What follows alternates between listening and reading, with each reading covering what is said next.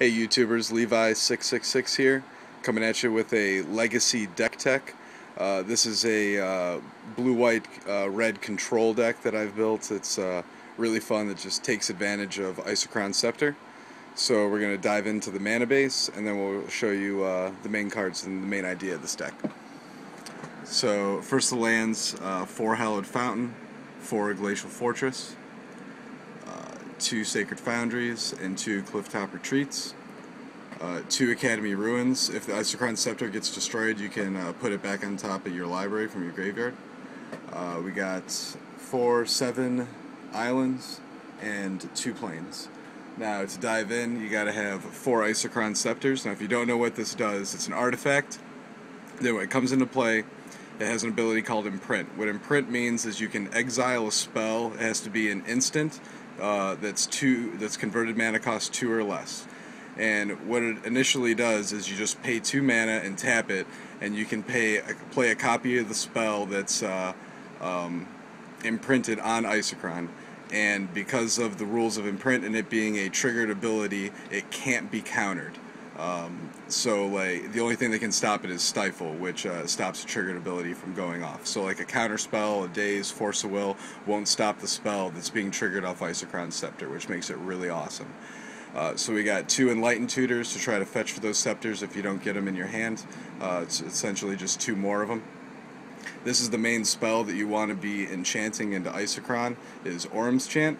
Your opponent can't play spells this turn, and when you cast it, you can pay the kicker on it. So you just play the 2 for the Isochron and an extra white, and if you pay the kicker cost, creatures can't attack during their turn. So you just do this during their upkeep before they draw, and it's kind of like a time walk. They just pretty much say go, and then you get to set up for your next turn.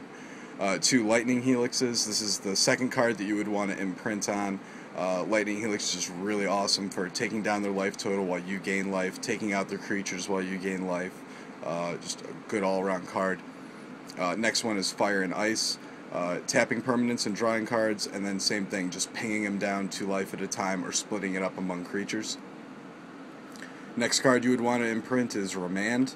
This is just a really annoying counter spell that bounces things back to their hand, and in response you get to draw a card, so you're filling up your hand just by casting the Isochron, so really good card there. And the last one is Path to Exile. This is a last resort, just start exiling creatures, and they get lands, but it's, in my opinion, I think this is a little bit better than Swords to Plowshares in this deck, where they would gain life. I'd rather just give them lands and not allow them to utilize them during their turn, so that's fine with me. Next spells, we got a Full Grip of Dazes for counter protection early on in the game. Full Grip of counter spells. This is also just a really good threat to throw it into the Isochron. Nobody really wants to cast anything when you're sitting there with 2 mana and an Isochron open with a counter spell on it. Brainstorm, obviously fetch for cards, dig through your library. 2 Snapcaster Mages to flash back any cards that you need back. We got 2 Supreme Verdicts to wipe the boards for aggro. Single Architect of Thought and 2 Mind Sculptors.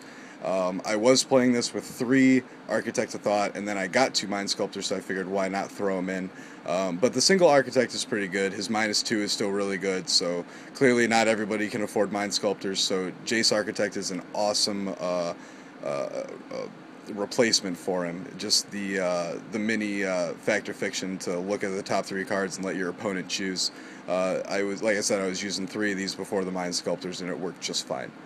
So moving into the sideboard, we got just an extra Enlightened Tutor and 3 Pithing Needles, just to stop other control decks from trying to control you.